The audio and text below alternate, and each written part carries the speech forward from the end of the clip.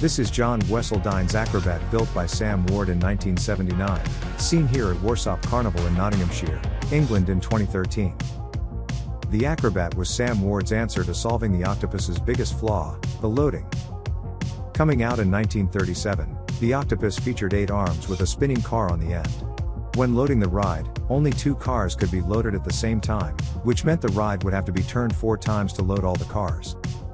Not only that, the front of the cars would need to be dropped to allow riders to get into the seats, after which, the front lifted back up to lock the latch. With a good crew they could load the cars quickly, but compared to a ride where all the seats could be loaded at the same time, the Octopus was known as a slow loader.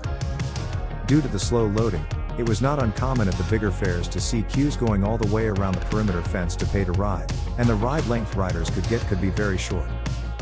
Because of the capacity issues, it meant that many Octopuses changed hands frequently after just a few seasons to new owners, and by the 1970s the ride was starting to fall out of favor to more modern, faster loading machines, with a higher capacity. By the 1970s, machines had started to be trailer mounted, and being able to fold out rather than lifted into place. This vastly reduced build-up times and the labor required to build up. One of the big innovators in these quick-to-transport, easy-to-build-up rides was Sam Ward. After improving on the old Roundup with his Meteorite, which over the next few years in the late 1970s and into the 1980s, would be the machine of choice for many showmen, he then turned his attention to the Acrobat, a modern version of the Octopus. Appearing in a World's Fair advert in 1979, the Acrobat was described as a ride as versatile as its name, a 50-foot diameter, trailer-mounted wonder machine, which still retains the principles of the original Octopus ride. The loading of the Acrobat was improved over the Octopus, allowing all the cars to drop to the floor and be loaded at the same time.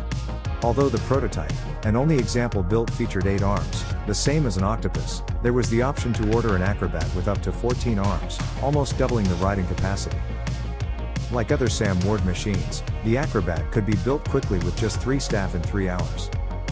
The cars were pivoted at an angle to lean the rider back into the seat, which also made the car spin more. The cars were also closer to the platform for loading, allowing riders easier access of boarding, and featured a locking lap bar controlled by the operator from the paybox.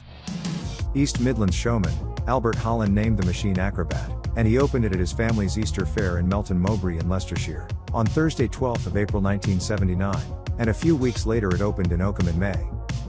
Over the years the Acrobat would prove popular on many of the Holland's grounds, as well as some of the major fairs including Nottingham Goose Fair and Loughborough Street Fair. The machine was sold on to John Wesseldine in 1987, who continued to travel the ride in the Notts and Derby section. While it still did the odd big fair on occasions such as Nottingham Goose Fair, Ilkeston or Newcastle Hoppings, the Acrobat also did many village fairs in Nottinghamshire, Derbyshire, and Leicestershire. In the 2000s, the Acrobat's cars were painted black to give the ride a more modern look.